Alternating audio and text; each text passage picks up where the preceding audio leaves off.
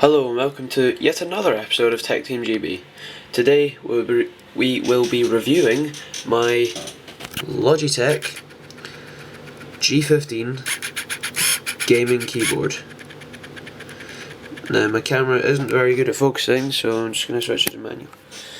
Alright, so let's start with the extremely unique feature of this, which is its little screen.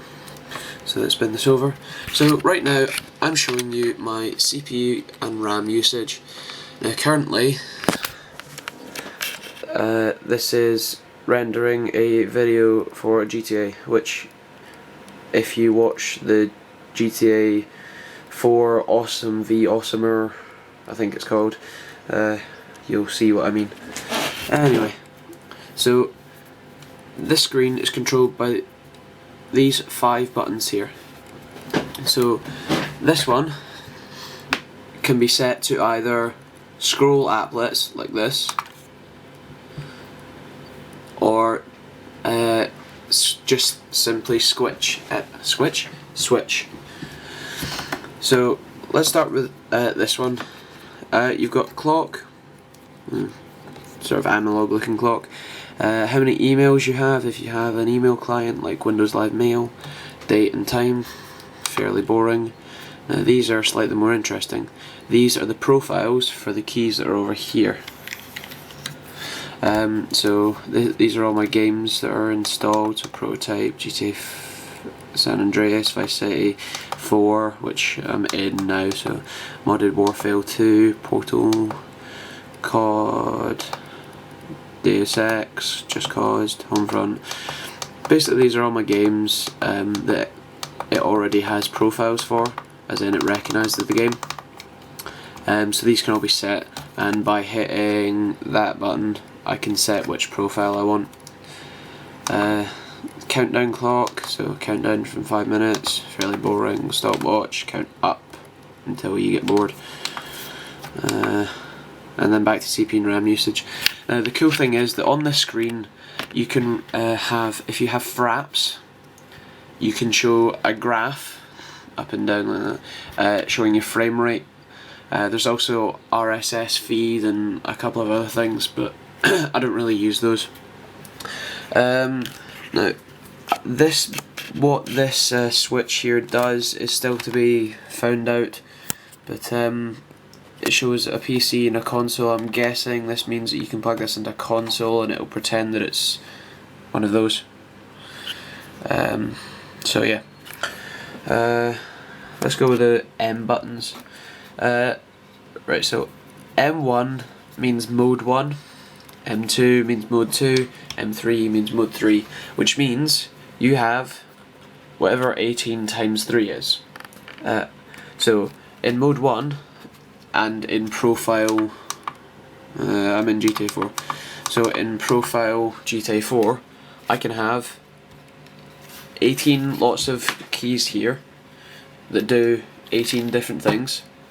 I can hit that, and then that means I have 18 more things. And look, M3, another 18. So each key can be programmed in the Logitech gaming software. I don't really want to show you that because it keeps changing, so it will just be outdated. But basically all you have to do is click on the button on the screen, click on the one that looks like this, so G1, click on the one that says G1 on the screen, assign key, and then it's normally just hit a key, and that's about it. So you've got 18 times 3, lots of keys that you can program, and that's just per profile, never mind per all of the profiles. One little cool button, I guess, is this button. So this, hit the button and it tells you what to do here. So press quick macro, press a G key, so that means you press one of these, so hit that. It will then tell you to do a sequence. So for example, if I wanted to open up command prompt and I was lazy, I would hit that key, the MR key, it'd tell me to do the macro, hit the G key, I'd hit a key, say whatever this one is, G12. I'd hit Windows R. Run would pop up in the screen up there. I would type in CMD, hit enter, and then command prompt would open up, and then I'd hit that key again, this key here, that one. And then every time I hit G12, it would do that for me. So that's quite cool. But then again, it is just a macro. So we also have some media controls and stuff. So obviously volume, spinny wheel, it's quite nice. Pause, stop, back and forward, fairly average, and obviously mute, because that's important when you're watching things that you're not meant to. Don't tell my parents. Backlit, so you can have off. This also backlights the screen, by the way. So see, you can see the screen, but you can tell it gets brighter. And you have 3 settings, so off, press it once, sort of dim, again, bright. There is one other distinctive feature which you might be able to see there. It's got 2 USBs on it. I used to use that for my mouse, but I broke my PC a little bit too much, and now the keyboard sort of resets every time. Well, when I say resets, it just sort of like goes back to the.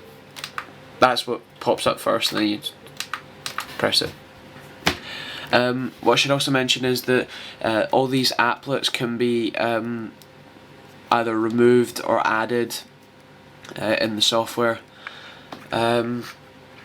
I think that's about it. This is an amazing keyboard. I got it free from some people, but I think it's around about 50 to 60 quid. I think this is the German layout version of the keyboard, because the G15 in Britain that was originally launched looks a bit different to this. So if you can't find this keyboard, it's because it's the German version, although it isn't actually German. Just thought I'd point that out. So that's your numlocking on that. This is a great keyboard, it's wired. Unfortunately, these aren't very good for actually transferring files, because obviously you're running it off one USB, and obviously one USB can only provide so much power, and so much power goes to the keyboard itself, let alone the 2 USB hubs. So that's a sort of drawback. So if they'd done what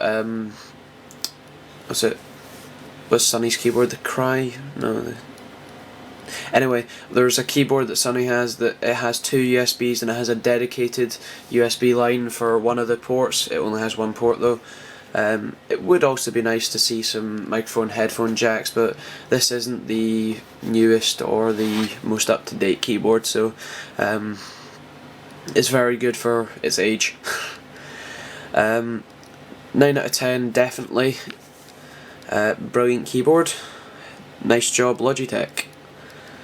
Alright, thanks for watching. Don't forget to comment, rate and subscribe.